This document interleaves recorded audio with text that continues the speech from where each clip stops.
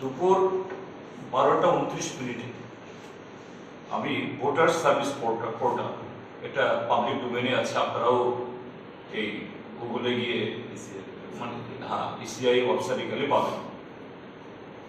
সেখানে কীর্তি দেবী সিং তার যে ইলেকট্রাল রোল সেটাই অরিজিনাল, কারণ তার ইলেকট্রাল অরিজিনাল ছত্তিশগড়ে। ওখান থেকে সার্টিফাই কপি এনে তিনি এখানে ভোটে লড়তেই পারেন, যেরকম নাগরিকই পারে। সেখানে লেখা আছে কীর্তি দেবী সিং, এটা প্রমাণ কোথাও নেই। আপনাদেরকে সবাইকে আমি এনেছি, 15টা কপি আছে এখানে, 14টা নিতে পারেন। তো এরপর সার্টিফিকেট সম্পর্কে বলা হয়েছে, এখানেও দেখুন যে এই আমাদের যে মানে এই যে এফিডেভিট, বিধানসভা কি লোকসভা, সর্বোচ্চ কোয়ালিফিকেশন, হাইয়েস্ট কোয়ালিফিকেশন। তো তিনি 2018-এ সেখানে একটা এই বিধানসভার আসনে তিনি নির্দলিত লড়েছেন।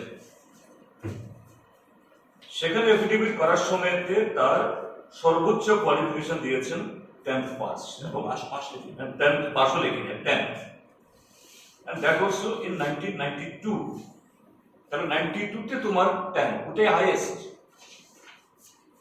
আমি পরের পৃষ্ঠাতে দিয়েছি, এখানে দেখবেন। সেখানে 2024-এর এফিডেভিটে তিনি 2 বছর পেছনে গিয়ে বলছেন, আমি SSLC from Meghalaya Board of Secondary Education in the year 1990। 4 বছর আগে আপনি বললেন 10th, আবার 4 বছর বাদে 2 বছর পেছনে দিয়ে আপনি বলছেন সেখানে SSLC পাস করেছে মেঘালয়া বোর্ড।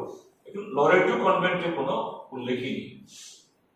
আমাদের যতটুকু জানা, লরেটো কনভেন্ট শিলংয়ের একটা খুবই পুরনো একটা প্রতিষ্ঠান।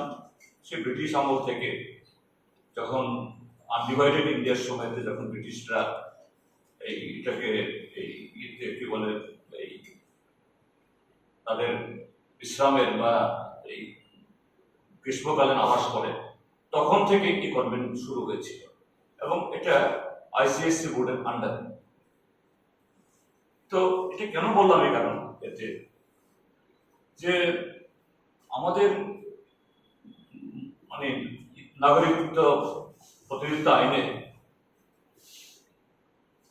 কোয়ালিফিকেশন কোনো একটা ক্রাইটেরিয়া না। তিনি যদি আরো কম যদি কোয়ালিফিকেশন হন বা বেশি হন, এতে এই নির্বাচনে দাঁড়ানোতে কোনো ইয়ে নেই। কিন্তু তিনি যে দলের প্রতিনিধিত্ব করেন এবং যে দলের চিহ্ন নিয়েছেন, ত্রিপুরামথা সুপ্রিমো তার ছোট ভাই বলেন,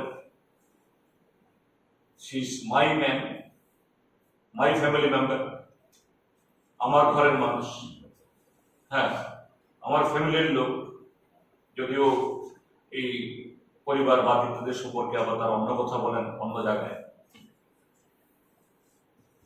তো ত্রিপুরামথা বক্তব্যটা কি? আমরা ত্রিপুরাসা আইডেন্টিটিকে প্রতিষ্ঠিত করার জন্য, ত্রিপুরাসা তার হিস্ট্রি, তার হেরিটেজ, তার গৌরব, তার লেগাসি, তার কালচার, এটাকে রিপ্রেজেন্ট করানোর জন্যই আমরা লড়ছি। আমরা যদি এই ত্রিপুরামথা শুধু তার সুপ্রিমো না, ত্রিপুরামথার বড় নেতা, মেধারী নেতা, ছোট নেতা, এদের প্রত্যেকটা বক্তব্য শুনলে মনে হয় তারাই একমাত্র বিশুদ্ধ, পিউরেস্ট রিপ্রেজেন্টেটিভ অফ দি ত্রিপুরাসা। তাদের জন্যই ত্রিপুরাসাদের কালচার, হিস্ট্রি, এভরিথিং এটা বেঁচে আছে এবং এ ধরে রাখা জন্য ইপসো